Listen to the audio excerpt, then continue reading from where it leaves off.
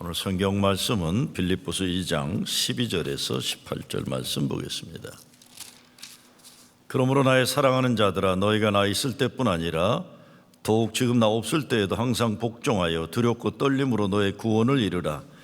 너희 안에서 행하시는 이는 하나님이시니 자기의 기쁘신 뜻을 위하여 너희에게 소원을 두고 행하게 하시나니 모든 일을 원망과 시비가 없이 하라. 이는 너희가 흠이 없고 순전하여 어그러지고 거스리는 세대 가운데에서 하나님의 흠없는 자녀로 세상에서 그들 가운데 빛들로 나타내며 생명의 말씀을 밝혀 나의 다름질 헛되지 아니하고 수고도 헛되지 아니하므로 그리스도의 날에 내가 자랑할 것이 있게 하려 함이라. 만일 너의 믿음의 재물과 섬김 위에 내가 나를 전제로 드릴지라도 나는 기뻐하고 너의 무리와 함께 기뻐하리니 이와 같이 너희도 기뻐하고 나와 함께 기뻐하라. 우리의 기쁨이 어디에서 나오는 걸까요? 빌립보서는 기쁨의 서신이라고 할 정도로 기쁨에 대한 이야기를 가장 많이 합니다. 바울이 로마 감옥에 갇혀 있습니다. 로마 감옥에 갇혀 있다 나올 게 아니라 거기서 순교를 당해야 되는 그런 현실인데 기뻐하라고 빌립보 교인들에게 명령하고 있습니다. 나는 슬프지만 너는 기뻐하라, 이런 게 아닙니다. 바울의 자신 속에도 기쁨이 가득 차 있고 이 기쁨을 빌립보 교인들에게 나누려고 하는 겁니다. 17절 말씀에서 나는 기뻐하고 하고 18절 말씀에서 너희도 기뻐하고 그리고 나와 함께 기뻐하라고 말씀합니다. 기쁨이 명령이에요. 사도 바울은 당시에 바리새인 중 최고 열심 바리새인으로서 예수 믿는 사람들 잡아 죽이는 일에 앞장섰던 사람입니다. 스데반 집사를 돌로 쳐 죽일 때 사람들이 돌을 효과적으로 던지도록 그 사람들의 외투를 붙잡고 있던 인간이 사울이었어요. 바울 되기 전에 사울이란 히브리 이름을 가지고 있었던 거죠. 그런데 스데반 집사가 돌에 맞아 죽으면서 기도를 하잖아요. 하나님, 저들이 하는 짓을 모르고 저러니까 용서해 주세요. 그래요. 그리고 바울이 보니까 스데반이 하늘을 향해 돌에 맞아 죽으면서 미소를 짓고 있는 걸 봤다는 겁니다. 도대체 이게 뭐냐? 나는 하나님의 일을 한다면서 분노하고 정죄하는 데 바쁜데 저는 지금 죽어가면서도 행복할 수 있단 말인가? 그 갈등을 가지고 다메섹에 있는 예수 믿는 사람 잡아 죽이러 달려가다가 꼬꾸라져 땅에 떨어지고 거기서 부활하신 주님 만나 회심하게 되는 겁니다. 그 이후에 평생 예수가 그리스도이심의 복음을 전거하는 일에 전념하고 이제는 감옥에 갇혀 있는 겁니다. 예수 믿기 전에는 편했는지 몰라요. 대접도 받고 사회적 신분도 있고. 근데 예수 믿고 두들겨 맞고 감옥에 들어가고 조롱당하고 고난의 고난 속에 감옥에 있는데 이제는 머지않아 순교해야 되는, 사형에 당해야 돼요. 그런데 바울은 기쁨을 말하고 있습니다. 그 기쁨을 빌립보 교인들에게 전해주고 싶은 겁니다. 사도 바울 기쁨의 근원이 뭘까요? 예수 그리스도입니다. 예수님 때문에 기뻐하고 있습니다. 예수님 때문에 빌립보 교인들에게 기뻐하라고 명령하고 있습니다. 바울이 얘기하는 기쁨은 우리가 축구 시합을 하면서 우리 팀이 이길 때 기쁨이나 맛있는 거 먹을 때 기쁨이나 이런 기쁨이 아니겠죠. 연속극 보는 재미나 이런 게 아니겠죠. 감옥에 있으면서도 기쁘고 죽음을 앞두고도 기뻐하고자 하는 기쁨은 세상이 줄 수도 없고 세상이 빼앗을 수도 없는 그런 기쁨입니다. 빌립보 4장에 보면 바울이 빌립보 교회를 향해 기뻐하라고 얘기할 때 꼭 하는 말이 주 안에서 기뻐하라고 했어요. 주 안에서 기뻐하라 그랬습니다. 사도 바울이 기쁨을 명령하는 것은 예수님 때문에 그래요.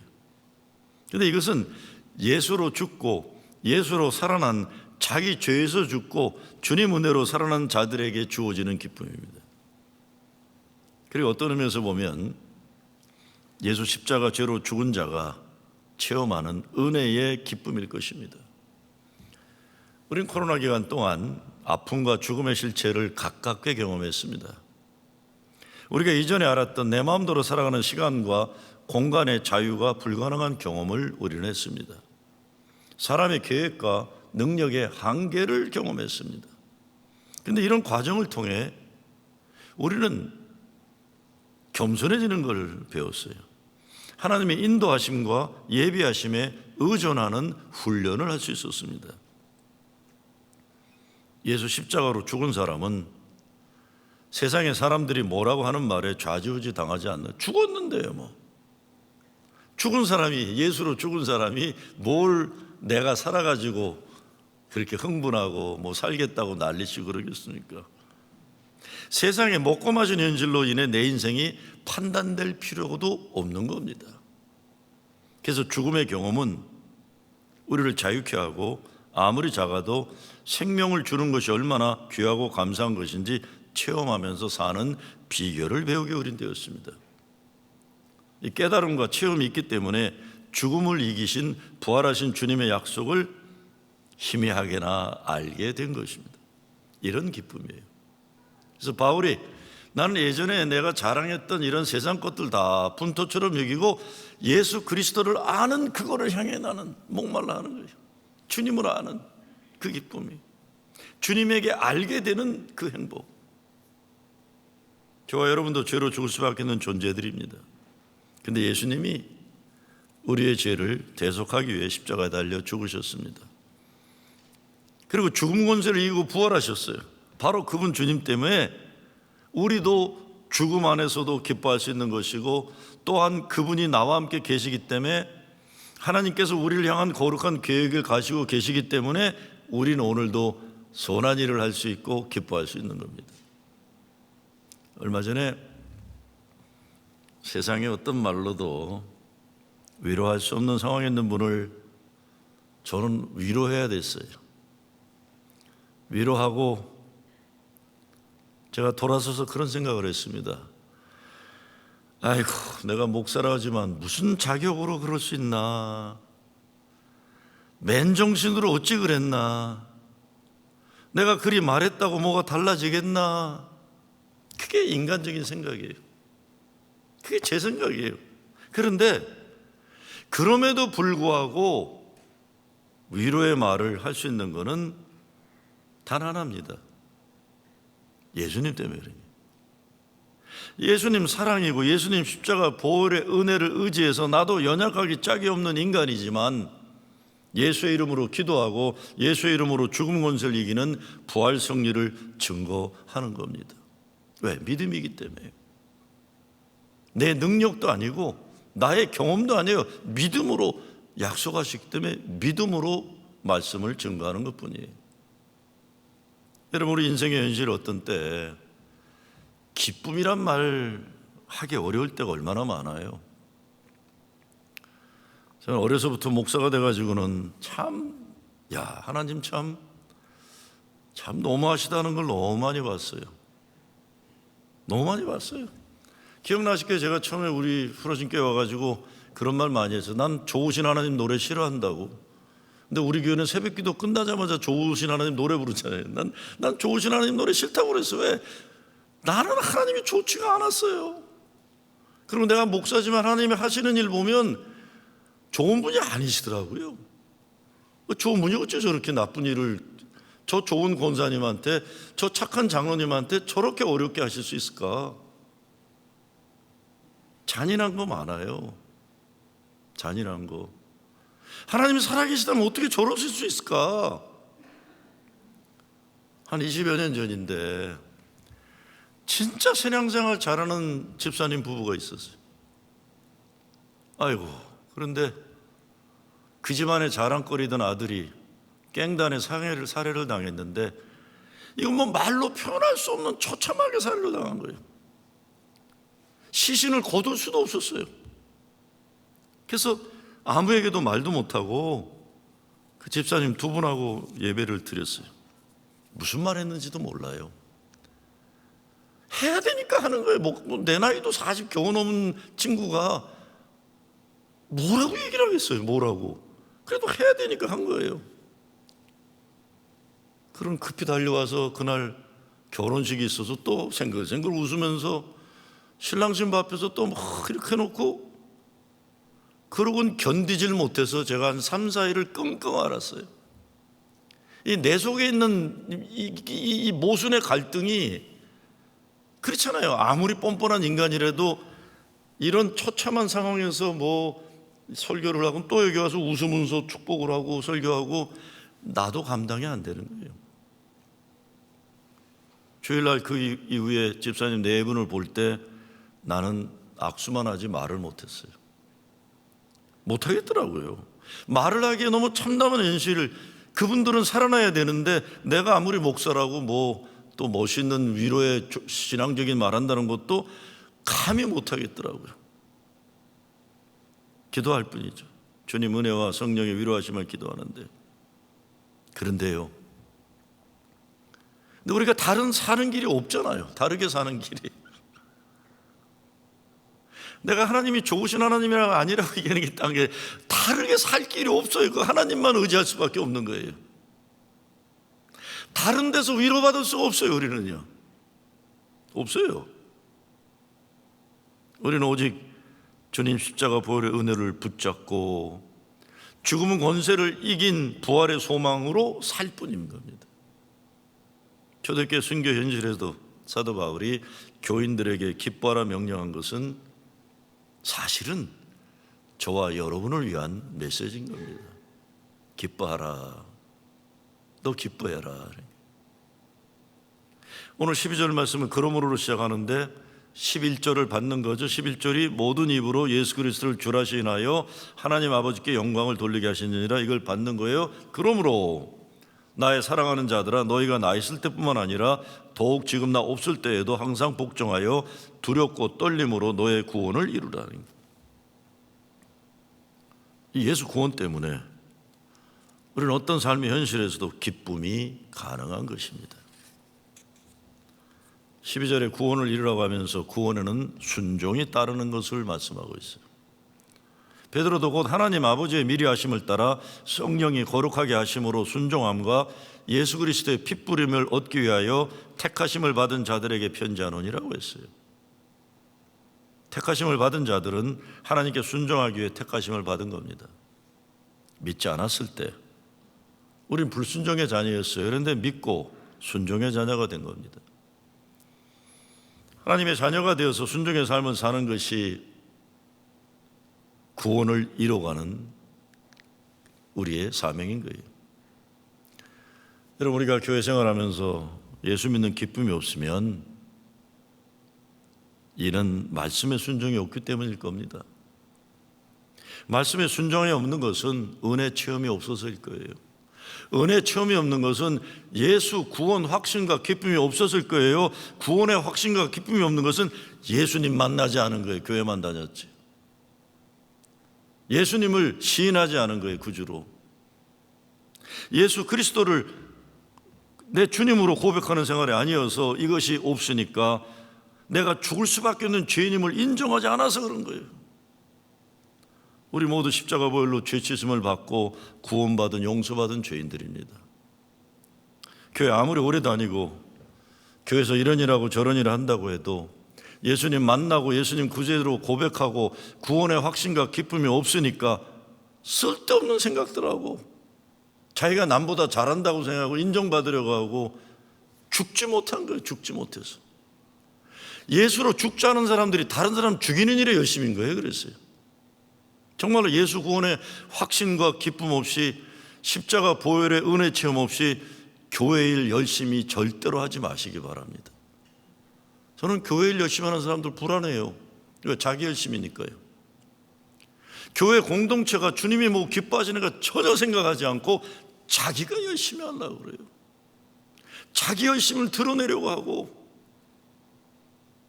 본인도 힘들고 교회에 덕이 되지도 못하고 주의 영광을 가리는 겁니다. 죽어야 돼요. 저도 뭐 말은 이렇게 하지만 죽는 게 힘들잖아요. 매일매일 고민하는 게 왜 난 못 죽었을까 그래요. 그때 그 사람한테 내가 죽었어야 되는데 오직 십자가 은혜를 의지할 뿐입니다. 우리가 의롭다 칭함받는 것 오직 은혜로 되는 것이지 우리가 의로워서 선함으로 얻을 수 있는 것이 아닙니다. 그래서 바울은 예수 은혜로 의롭다고 칭함받으니 너의 구원을 이뤄가라고 말하는 거예요. 두렵고 떨림으로. 두려움은 구원을 잃어버릴까 두려워한다는 게 아니라 겸손하게 나의 실력이나 능력이 아니라 오직 십자가 은혜이기에 겸손함으로 하는 겁니다. 구원의 확신이 있어야 기쁨의 삶을 살아갈 수 있죠. 바울은 12절에서 너희가 나 있을 뿐 아니라 더욱 지금 나 없으라고 해요. 바울이 주저함 없이 나의 기쁨을 충만하라고 명령하고 16절에서 내가 자랑할 것이 있게 하려 함이라. 근데 지금 로마 감옥에 있잖아요. 빌립보 교회 교인들은 자기가들을 신앙으로 키웠던 이 바울이란 목사가 지금 감옥에 가 있는 거예요. 근데 바울은 기뻐하라. 왜? 이제부터 빌립보 교회 교인들은 성숙한 차원에 이르게 되는 거예요. 사도 바울이 아무리 대단한 목회자였다고 해도 사람은 때가 되면 헤어지게 될 겁니다. 그러니 예수의 말씀을 기억나게 하시고 하나님 사랑 안에 거하게 하신 성령 하나님을 의지하라는 거예요. 내가 있든지 없든지 구원을 이루라. 그래서 바울이 뭐라고 합니까? 너희 안에서 행하시는 이는 하나님이시니 13절 말씀. 그들 안에 하나님이 행하고 계시다. 하나님이 행하시니까 반드시 이루어질 거다. 니네들이 실력 없어도 상관없다. 능력 없어도 상관없다. 하나님이 이루실 것이다. 그래서 뭐라고 합니까? 너희 안에서 착한 일을 시작하신 이가 그리스도 예수의 날까지 이루실 줄을 우리는 확신하노라. 빌립보 1장 6절 말씀. 하나님께서 일하고 계시기 때문에 이와 같이 확신할 수 있는 겁니다. 여러분, 하나님이 우리에게 소원을 두고 계시다는 거예요. 소원을 두고 행하게 하시나니 죄를 사랑하고 못된 짓 하는 인간이던 우리가 예수 만나서 죄를 미워하고 선한 것을 사모하게 되는 거예요. 내가 원하는 것만 이루려고 하다가 주님의 뜻을 구하게 되는 거예요. 갈망하게 하시고 이룰 수 있도록 능력을 주신다는 거죠. 그런 생각을 해봅니다. 하나님이 행하신 역사에 쓰임받는 사람 세상에 어쩌지 못한다는 생각해봐요.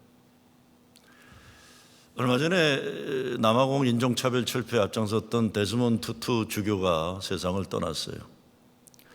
제가 그걸 보면서 그런 생각을 했어요. 왜 남아공 인종차별 철폐에 앞장섰던 넬슨 만델라나 데스몬드 투투 주교는 다 90 넘어서 장수 누리고 세상 떠났는데 왜 미국 땅에서 인종차별 철폐를 일했던 마틴 루터킹 목사나 마콤 엑스는 그렇게 일찍이 암살을 당해야 됐을까 생각해 봤어요. 여러분 한번 잘 생각해 보세요. 마틴 루터킹 목사는 비폭력 투쟁이에요. 비폭력. 간디의 그 사상을 따라서 비폭력, 예수의 사상을 따라서 비폭력이에요. 그러고는 원수를 사랑하라 했기 때문에 인종차별은 백인들에 대해서도 양심에 호소하는 거예요. 그렇게 비폭력을 쓰는데 왜 미국 FBI가 그렇게 마틴 루터킹 목사를 못 잡아먹어서 난리를 친지 한번 생각해 보셔야 돼요. 그러고 암살하잖아요. 설교하던 사람을 암살해 죽이는 거예요. 마콤 엑스도요, 폭력, 무장투쟁을 얘기할 때는 FBI가 가만히 쳐다만 봐요. 그러다가 마콤 엑스가 감옥에서 영적 체험을 해요. 영적 체험을 하고는 자기는 모슬렘 교도지만 마틴 루터킹이 생각나서 마틴 루터킹과 만나요. 악수를 해요. 왜? 영적 체험을 한 다음에 무장투쟁을 안 하려고 그러는 거예요. 그런데 문제는 아메리칸 마슬럼 기득권 세력이 FBI가 아니에요. 마콤 엑스를 또 총으로 쏴 죽이는 거예요. 그 사람 설교할 때 그거 참 신기해요. 왜 이렇게 설교할 때 물론 모슬렘의 설교 뭐 다르다는지 모르는 다 그게 뭘까 전 생각해 봤어요. 저는 단순한 생각이지만요, 하나님이 역사하는 사람들을 세상의 악한 세력은 싫어하는 게 왜? 이제부터는 마틴 루터킹이 일하는 게 아니고 마콤 엑스가 일하는 게 아니고 선한 일을 소원하시고 행하시는 분이 하나님이시기 때문에 사탄막의 세력들은 하나님이 일하시는 사람을 가만 놔 수가 없는 거예요. 저는 그 생각해 봤어요. 왜 이렇게 죽여야 됐을까? 설교하는 사람을 죽여야 됐을까? 영적인 체험을 하고 사랑과 평화를 주장하는 사람들이 폭력, 무장투쟁을 하는 사람들보다 무서운 겁니다. 잘 생각해 보세요. 하나님이 그들을 생각해서 역사하시기 때문에. 며칠 전 새벽기도 본문에서 하나님이 아브라함을 생각해서 롯을 구원하는 게 그겁니다. 하나님이 생각하는 그 사람을 세상 사탄 마귀들은 무서운 겁니다. 그런데 14절 말씀부터는 교회 공동체가 지켜야 할 원칙을 제시하고 있어요.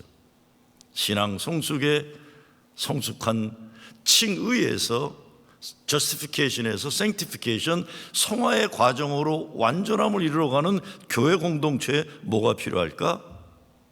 14절 말씀이에요. 모든 일을 원망과 시비가 없이 하라. 이거 굉장히 좀 고상한 얘기를 해주면 좋은데, 바울이 교회 공동체가 이제 거룩한 삶을 위해 나아갈 때 이런 얘기를 하는 거예요. 원망과 시비 없이 하라. 좀 더 고상한 표현이 없었을까 저는 생각해 봤어요. 그런데 현실은 뭐였냐?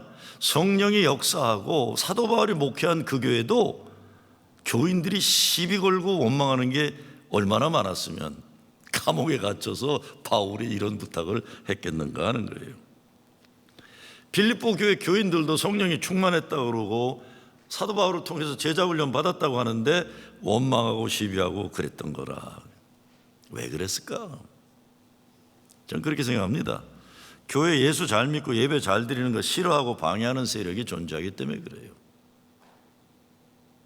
교회를 지켜내는 게 얼마나 어렵습니까? 저는 목회하면서 가장 민망한 게 정말 신실하게 신앙생활하고 교회를 위해서 희생하고 헌신하는 분들을 사람들이 함부로 시기 질투하고 험한 말하고 못되게 하는 일들이에요. 뭐 우리 교회는 그런 일 없는 걸 알아요. 그러네 딴 교회들은 그런 게 있는 것 같더라고요. 정말 잘하는 사람들, 착하고 선한 사람들한테는 함부로 해도 된다고 생각하는 사람들이 있어요. 예수 구원의 기쁨과 십자가 은혜 감사와 기쁨이 아니라 원망과 시비를 좋아하는 교인들이 있다는 겁니다. 원망과 시비가 없어야 하는 이유가 뭐겠습니까? 오늘 바울은 이렇게 얘기합니다. 이는 너희가 흠이 없고 순전하여 어그러지고 거스르는 세대 가운데서 하나님의 흠없는 자녀로 세상에서 그들 가운데 빛들로 나타내며 생명의 말씀을 밝혀라고 그랬어요. 교회가 빛과 소금의 역할을 해야 되는 거예요. 생명의 말씀을 증거해야 되는 건데 원망과 시비하는 인간들 때문에 못하는 겁니다. 그리스도인들이 성화의 길을 가는 걸 불평과 원망으로 방해를 하니까 교회가 교회로서 존재 목적을 감당하지 못하게 되는 거예요. 시비와 원망이 많으면 교회가 재구실을 못하는 거죠. 지금 남미에 선교사로 가 있는 목사가 있어요. 운동을 너무 잘해가지고 그냥 보면 야 무슨 목사가 무슨 북한 공작에 들어 UDT 대원처럼 저렇게 몸이 이렇게 그냥 이럴까. 항상 사람이 밝고 명랑한 사람이었는데 교회를 합친다고 그러더라고요. 자기 교회도 어려우니까 다른 어려운 교회가 합쳤어요. 이름도 멋있게 졌더라고요. 근데 문제는 합친 지 얼마 안 돼가지고 얼굴이 어두워지고 내가 눈을 보고 나 깜짝 놀라서 야 아니 눈이 왜 이렇게 초점이 없어? 그랬어요. 눈이 왜 이렇게 초점이 없니? 목사님 힘들어 죽겠어요. 아니 회의 때 싸우는 양쪽 장로들이 예배당에 각각 떨어져 앉아갖고 째려보고 있대요. 자기를 이리 봤다가 이리 봤다가 이 사람 이렇게 봤다가 그냥 가슴이 철렁하고 이 사람이 운동은 잘하는데 마음은 또 어린아이같이 착한 사람이에요. 목사님 내가 눈치 보느라고 설교도 제대로 못하겠어요. 야, 그 눈이 그 초점이 이렇게 없으면 어떡하냐. 장로들 눈치 보느라고 이 사람이 설교도 제대로 못하네. 몇 달 후에 눈이 퉁퉁 부어갖고 왔어요. 무슨 일이야? 목사님, 내가 하나님한테 이 죄를 어떻게 용서받을 수 있겠어요? 아니 왜 그래? 장로들이 시시때때로 싸우고 주일날도 예배드리다 나가서 싸우니까 주일학교 애들이 자지러진 걸 본 거예요. 소리 지르는 걸 보고는. 복도에서 장로들끼리 소리 지르는 걸 보고 주일학교 애들이 자지러졌어요. 무서워가지고. 그걸 본 거예요. 나한테 장로들이 못되게 하는 건 내가 견딜 수 있겠지만 저 어린 것들을 상처 주는 거 내가 주님 앞에 가서 무기력하고 무능력해서 아이들을 지켜내지 못한 목사 이 죄를 어떻게 용서받을 수 있겠어요? 엉엉 우는 거예요. 엉엉 우는 거예요. 결국은 목회 그만두고 선교사로 가서 행복하게 잘하고 있어요. 잘하고 있어요. 생명의 말씀을 밝혀야 하는데 원망과 시비가 많은 게 그 사명을 감당하지 못하는 죄를 짓게 되는 겁니다. 근데 여러분 아시잖아요. 왜 그러는지 모르고들 싸워요, 서로. 왜 그런지 모르고 싸워요. 유교에 맺힌 한부터 지금 하여간 뭐 그렇게 싸워야 되는지 모르겠어요. 우리 교회 얘기는 아니에요. 남의 교회 얘기인데 왜 저러나 저 사람. 그래서 바울이 17절 18절에서 이 문제를 해결하는 제안을 주고 있는 겁니다. 이게 뭡니까? 기뻐하라. 기뻐하라. 만일 너의 믿음의 제물과 섬김에 내가 나를 전제로 드릴지라도 나는 기뻐하고 너의 무리와 함께 기뻐하리니. 로마서 12장 1절에도 우리 삶이 하나님께 거룩한 제물로 드려진다고 바울은 말하잖아요. 우리가 구원의 기쁨을 지키고 주 안에서 서로 성도의 교제가 온전히 이루어지고 말씀으로 위로하고 긍휼을 베푸고 생명의 말씀을 증거하고 이런 게 되면 하나님께 거룩한 제물로 드려진다 이런 것이죠. 사도 바울은 성도들이 하나가 되어서 하나님께서 기뻐하시는 아름다운 제사를 드리는 모습을 얘기하는 거예요. 성도와 사도 바울이 하나가 되어서 함께 구원을 이뤄가고 교회가 세상의 빛과 소금의 일을 감당할 때 기뻐하라, 기뻐하라. 우리에게 일어나갈 구원이 있습니다. 구원의 기쁨을 지켜내야 하고 그 기쁨을 증거해서 세상을 밝히는 사명이 우리에게 있는 것이죠. 이를 위해서 살아 숨쉬는 순간 그리고 때가 이르러 호흡의 마지막 순간까지 주님 때문에 기쁨으로 영광을 돌리는 겁니다. 이 거룩한 소명을 감당할 수 있도록 하나님은 우리 안에서 소원을 두고 행하신다고 하는 것이죠. 여러분 어떤 삶의 현실에서도 이 기쁨을 지켜내고 구원을 이루어내는 여러분 되시길 주의 이름으로 축원합니다. 감사합니다. 하나님, 예수님 때문에 만족하고 행복하고 어떤 삶의 현실에서도 기쁨으로 충만케 하여 주시옵소서. 예수 그리스도의 이름으로 기도드리옵나이다.